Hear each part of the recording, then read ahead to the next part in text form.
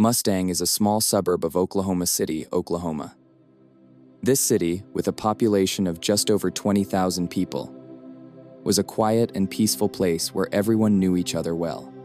There was only one secondary school in Mustang, which helped create an atmosphere of cohesion among students and their families. It was in this city that the years that shaped Karina Saunders passed, leaving her bright image in people's memory. Karina Brianna Saunders was born on the 17th of July, 1992, becoming the eldest of 9 children in the family. Her parents, Joe and Loreta Saunders, were simple people who lived in Mustang and took care of their children. The Saunders family was quite large, and Karina always played an important role in the lives of her siblings. She was their mentor, an older sister who provided support and was there for them when one of the younger ones needed help. Since childhood, Karina has shown leadership qualities and often became an example for her brothers and sisters. Despite the many difficulties faced by the Saunders family, Karina has always been an energetic and inquisitive girl. She loved learning and aspired to new knowledge. At school, Karina was not only a successful student, but also an active participant in school life. She showed her talents in music, was really fond of singing, and even took part in various competitions and choral events. Her voice was bright and expressive, and Karina always enjoyed performing on stage, feeling at home in this element. In addition, Karina was not limited to her musical achievements. She was also very good at math and participated in sports competitions. She was proud of her successes. Her friends and classmates said that Karina was modest and did not like to flaunt her achievements, despite the fact that she was always the center of attention. After graduating from high school, Karina decided not to stay in Mustang and moved to Oklahoma City, where she hoped to continue her education and realize her dreams. She wanted to study accounting or work in the music industry because music remained an important part of her life. In Oklahoma City, Karina began to build her life on her own, although she sometimes lacked the warmth of a family environment. Soon after moving to Oklahoma City, Karina faced difficulties she had not expected. Once in the big city, she began to look for ways to avoid loneliness and stress. At this time, Karina, according to reports from her family, began experimenting with drugs. Her addictions became more and more apparent, and Karina found herself at the center of personal problems that were difficult for her to cope with. But despite this, she did not give up hope. Soon, Karina decided to undergo rehabilitation in order to return to a normal life. After successfully completing her rehabilitation, Karina returned to Mustang, where she again found support from her cousin Catherine. At that moment, she felt like she was regaining control of her life. Karina was determined to put her past behind her and move forward. Her life seemed to be entering a new, brighter stage. Soon she began to plan what would happen next, and dreamed of a career and her own family. Every day, Karina became more confident in herself and in her abilities. On the 28th of September, 2011, Karina, who began rebuilding her life after rehabilitation, was going to go to Taco Bell on Interstate 40 and Rockwell in Bethany. She asked her cousin Catherine to give her a ride. The dear relative, of course, agreed. Karina was in a good mood, smiling and telling her cousin about her successes. When the girls arrived at Taco Bell, they said goodbye. Catherine watched from the car as Karina got into someone else's Chevrolet Blazer, driven by an elderly man. After the car disappeared around the bend, Catherine decided that Karina probably knew what she was doing and didn't need to worry. Karina was an adult, and although Catherine noticed that the man behind the wheel seemed a little suspicious to her, she could not even imagine that this moment would be the beginning of a tragedy. Hours passed after Catherine dropped her cousin off, but Karina didn't get in touch. At first, Catherine wasn't worried, believing that Karina might have stayed with friends or turned off her phone. It was typical of her. But when the day turned to night, and the next day there was no news, anxiety began to grow. Catherine tried to call and send messages, but there was no response. The 2nd of October, 2011, Karina Street Ill has not returned home. Relatives and friends started calling everyone they knew. The phone was disconnected. There was no trace of her presence, either on social media or at her place of residence. Catherine, worried about her sister, increasingly felt that something was wrong. Her intuition told her that something bad had happened to Karina. After receiving no response to her messages, Catherine panicked and reported Karina missing to the police. She explained that the last time she saw Karina was at Taco Bell, and that she got into a car with a strange man and no one saw her after that. These words were the first alarm signal for the investigation. After the painting was reported missing, an investigation was immediately launched, but it encountered a number of obstacles. The police noticed that everything that could shed light on her disappearance was rather vague. Indeed, when Catherine reported that she had last seen her sister at Taco Bell with a man she didn't know, that was the first clue. But as it turned out, all the tracks led nowhere. Despite the initial steps of the investigation, the police could not gather any significant information. The lack of information about Karina's whereabouts, or who she might be with, complicated the investigation. During the first week of October, no one could say for sure where Karina disappeared to, what happened to her after she got into a car with an unknown elderly man. At some point, it became clear that Karina could be a victim of a crime, but where to look for evidence and what to look for remained unknown. On CCTV cameras installed in the vicinity of the Newcastle Casino and Gaming Center, Karina was last seen on the 8th of October. It was this moment that became the only documented evidence that something was still happening to her. The cameras captured her getting into a red four-door truck. The driver was an unknown man. The videos could have been decisive evidence, if not for one, but the man's face was not clearly visible. The car that Karina got into was old, and the recording itself was of poor quality, which is why the police could not determine exactly who this man was and why he was driving with Karina. One of the suggestions was that Karina might have decided to leave the house herself and go with this man, perhaps for some reasons that remained unknown. However, there was no evidence that she disappeared of her own free will. At that time, Karina was in the process of recovering from rehabilitation, and this version seemed unlikely. The investigation was progressing, but not too fast. The police interviewed witnesses, as well as anyone who could be connected with Karina's disappearance. However, there were no significant breakthroughs. Someone found the teen's dismembered body behind a Bethany grocery store in October. It's been 5 days since Karina Saunders went missing. During this time, the police have not made significant progress in the investigation. Although her family and friends did not stop looking for her, no traces or clues could be found. Local residents, volunteers, and law enforcement officers continued a thorough search, but could not obtain any important information that could indicate the whereabouts of the girl or shed light on what happened on the night of her disappearance. All efforts seemed futile. However, on an October day, which was crucial for the investigation, an event occurred that shocked the police. A group of volunteers involved in the rescue of wild animals was outside the Homeland grocery store in Bethany that day. They were trying to catch wildcats that roamed the neighborhood, and at some point they noticed a black sports bag lying in a corner on the store grounds. The appearance of the bag did not arouse suspicion among passers-by, however. The smell that emanated from it was so sharp and unpleasant that the volunteers immediately suspected something was wrong. Some of them didn't even dare to get close to the bag, but they didn't waste any time and immediately reported the discovery to the police. When law enforcement officers arrived at the scene, they immediately realized that they had found something terrifying. First of all, they noticed the unpleasant smell that accompanied the bag. This attracted their attention, and it immediately became clear that there was something inside that could be related to the disappearance of Karina Saunders.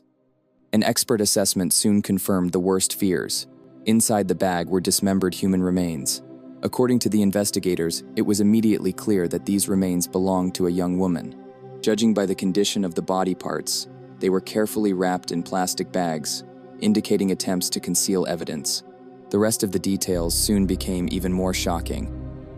The experts, after conducting an analysis, concluded that the victim was killed with extreme cruelty and dismembered after death.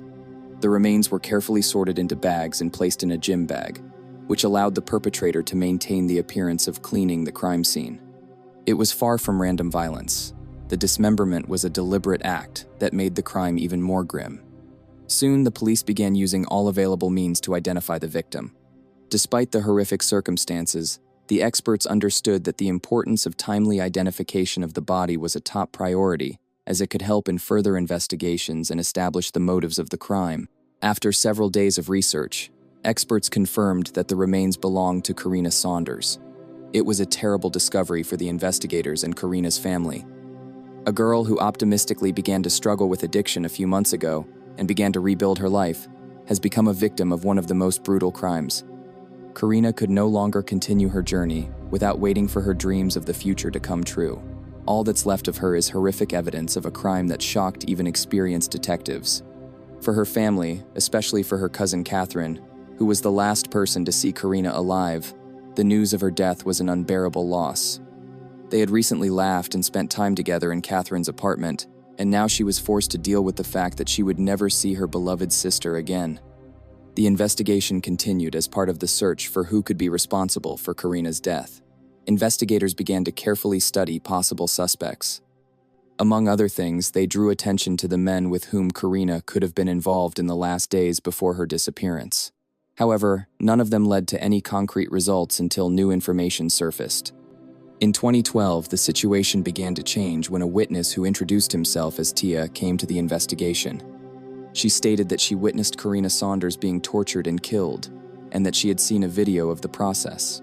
According to Tia, this video was recorded on the mobile phone of a man named Luis Ruiz. The video itself, according to Tia, shows how Ruiz and his companion named Jimmy Massey mistreat Karina, causing her pain and suffering. Tia told police that she had personally seen this horrifying video on Luis Ruiz's mobile phone. Moreover, she claimed that both men, Ruiz and Massey, were directly involved in Karina's death, and that they were the ones who committed the murder. This revelation marked an important turning point in the investigation, as it provided new names and pointed to specific people who could be linked to the crime.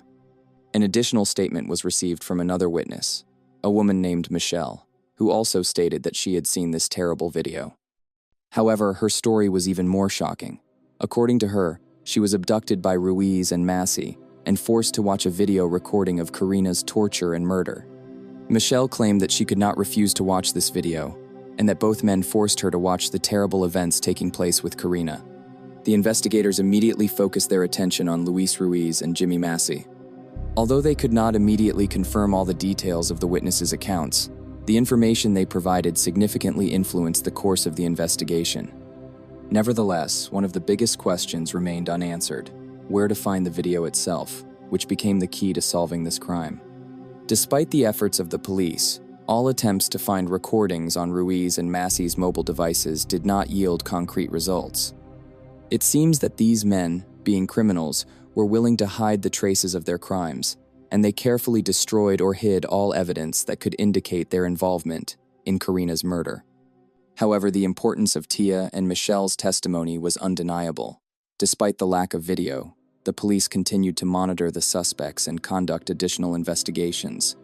The fact that several witnesses confirmed the fact of violence against Karina greatly strengthened the case. Ultimately, thanks to these statements, as well as new information that Luis Ruiz and Jimmy Massey were known in certain circles, the investigation has made significant progress. Over the course of several months, investigators gathered enough evidence to bring formal charges against Luis Ruiz and Jimmy Massey. In 2012, after the testimony of Tia and Michelle became the basis for further investigations, both men were arrested and charged with the murder of Karina Saunders. Luis Ruiz was the first to be questioned. The man was known for his violent reputation in certain circles and seemed to have a long history of crimes, but no evidence could directly link him to Karina's murder until the time of his arrest. During the interrogation, Ruiz categorically denied any involvement in the murder. He stated that he had nothing to do with Karina's death, and that his name should not be associated with this crime. The investigators tried to confront him with the facts, especially with the testimony of Tia and Michelle. But Ruiz remained calm and did not succumb to provocations. He claimed that he did not know who Karina was at all, and that he had never met her, despite the obvious evidence of his possible connection to the case. Despite the police's attempts to corner him, his answers were evasive and contradictory. He claimed that he did not remember anything about the video mentioned by Tia, and categorically denied that he participated in violence or murder. Ruiz continued to insist that all the accusations were lies made up by witnesses he didn't even know. The police tried to use his past to force him to confess, but it didn't work. Ruiz insisted that he had no motive to kill the painting, and had nothing to do with it at all. In fact, his interrogation became an example of a classic refusal to admit guilt, which, despite all the evidence, did not lead the investigation to a decision. After questioning Ruiz, it was the turn of Jimmy Massey, his companion, who also proved adamant. Massey was more restrained than Ruiz, but also denied any involvement in Karina's murder. When the investigators began to question him in detail about the videos that allegedly depicted violence against Karina, Massey stated that he had never seen such a video, and accordingly, did not know about its existence. Like Ruiz, Massey denied all charges related to Karina's murder. He claimed that he saw Karina only in everyday situations and was not connected with her in any criminal way. He said that he had never been to the house or place where Karina could have been killed, and had no contact with her at the moment when her life ended. However, the investigators noticed several strange points in his testimony. For example, Massey mentioned that he was in certain places on the dates when Karina was last seen alive, but his explanations looked ridiculous and illogical. This forced the police to continue working with him more aggressively, but he continued to deny all charges. Interestingly, during the interrogations, Luis Ruiz and Jimmy Massey demonstrated similar tactics. They were initially confident that they could avoid responsibility for the murder by completely denying all charges and ignoring the evidence that pointed them out. Instead of confessing or even hinting at guilt, they tried to suppress the pressure and confuse the investigators.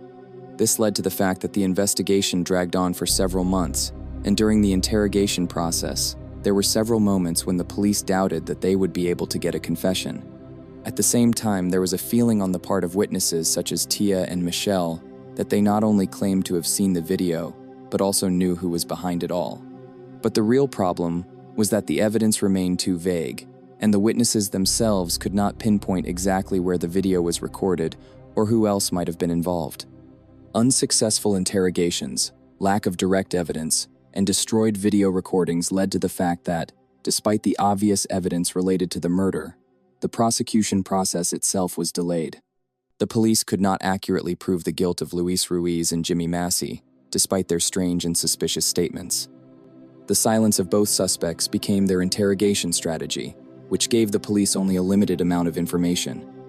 On the 5th of July 2012, almost a year after the gruesome discovery and arrest of Luis Ruiz and Jimmy Massey, prosecutors charged the two men with the murder of Karina Saunders.